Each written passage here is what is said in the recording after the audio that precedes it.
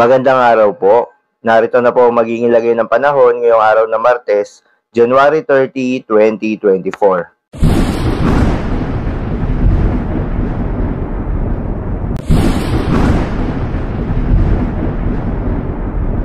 Sa kasalukuyan nga at ayon sa Pag-asa, itong northeast monsoon o hanging amihan ang patuloy na nakakaapekto sa Luzon at Visayas.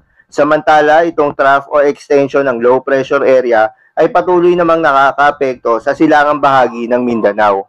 Itong low pressure area ay nasa labas ng ating Philippine Area of Responsibility na nasa layong 1,000 km east-southeast ng Southern Mindanao.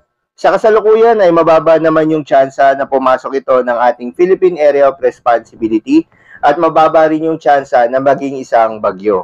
Ngunit asahan pa rin na magpapaulan itong trough or extension ng low pressure area sa bahagi ng Visayas at Mindanao sa mga susunod na araw. Ayon rin sa Pag-asa, inaasahan na kikilos itong low pressure area pakanluran at dadaan sa may south ng Mindanao.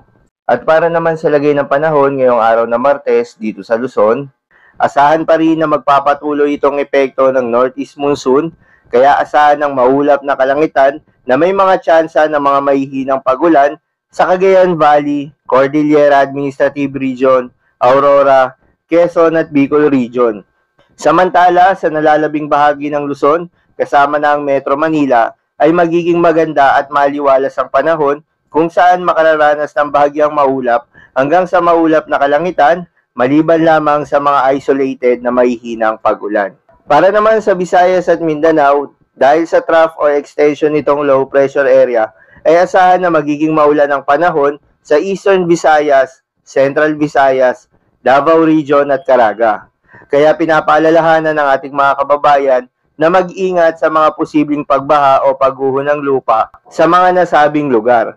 Sa nalalabing bahagi naman ng Kabisayaan, gayon din sa nalalabing bahagi ng Mindanao, ay asahan ng bahagyang maulap hanggang sa maulap na papawirin, maliban lamang sa mga isolated na pagulan, dulot ng mga isolated thunderstorms. Para naman sa lagay ng mga dagat baybayin, dahil sa malakas na hangin na dulot ng amihan, ayon sa Pag-asa ay may nakataas na gale warning sa mga seaboards ng northern seaboards ng Northern Luzon, eastern seaboards ng Southern Luzon, eastern seaboards ng Visayas, at eastern seaboards ng Mindanao. Kaya naman pinapaalalahanan yung mga kababayan nating mangingisda at yung may mga maliliit na sasakyang pandagat na bawal munang pumalaot sa mga nasabing seaboards dahil inaasahan ng maalon hanggang sa napakaalon na karagatan. So yun lamang po para sa lagay ng panahon ngayong araw na Martes. Keep safe everyone.